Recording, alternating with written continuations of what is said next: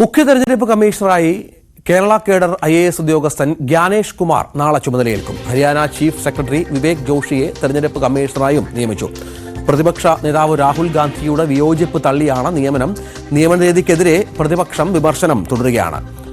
PR Ragesh ചേരുന്നു. രാഗേഷ്, ഇതിൽ പ്രതിപക്ഷ നേതാവിന്റെ ഈ സമിതിയിൽ പ്രതിപക്ഷ നേതാവിന്റെ വിയോജിപ്പാണ് ഏറ്റവും ശ്രദ്ധേയമായുള്ളത്. പക്ഷേ സർക്കാർ പരിഗണിച്ചില്ല എന്നാണ് മനസ്സിലാക്കേണ്ടത്. മറ്റു വിവരങ്ങൾ എന്താണ്?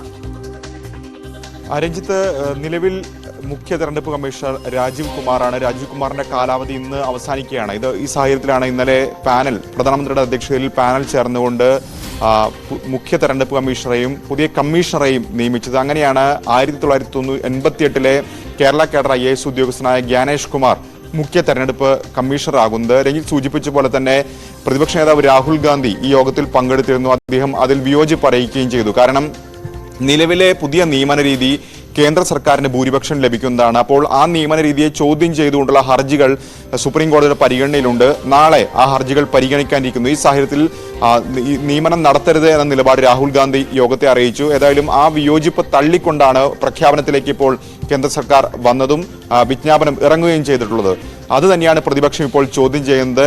സംഘടനാകാര്യ ജനറൽ സെക്രട്ടറി KC വേണുഗോപാൽ അടക്കമുള്ളവർ ഇപ്പോൾ ഈ നിലപാടിനെ ചോദ്യം ചെയ്തുകൊണ്ട് സർക്കാർ ധൃതി പിടിച്ച് തീരുമാനം നടപ്പാക്കി എന്ന വിമർശനം ഉന്നയിച്ചുകൊണ്ട് രംഗത്ത് വന്നിട്ടുണ്ട്.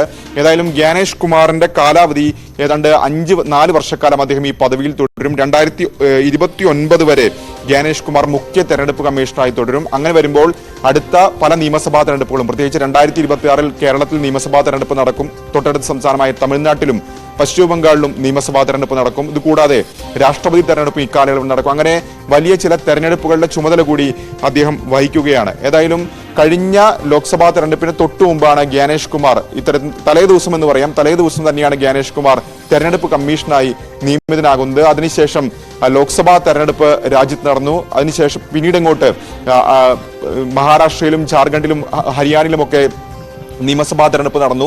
ജമ്മു കശ്മീരിൽ ആദ്യമായി ഈ 370 റദ്ദാക്കിയതിനു ശേഷം നിയമസഭാ തെരഞ്ഞെടുപ്പ് നടന്നു. ആ തെരഞ്ഞെടുപ്പുകളെല്ലാം തന്നെ ജ്ഞാനേഷ് കുമാർ നേതൃപരമായ പങ്ക് വഹിക്കുകയും ചെയ്തിട്ടുണ്ട്. ഏതായാലും കേരളത്തിൽ നേരത്തെ ധനകാര്യ വകുപ്പിൽ അദ്ദേഹം പ്രവർത്തിച്ചിട്ടുണ്ട്.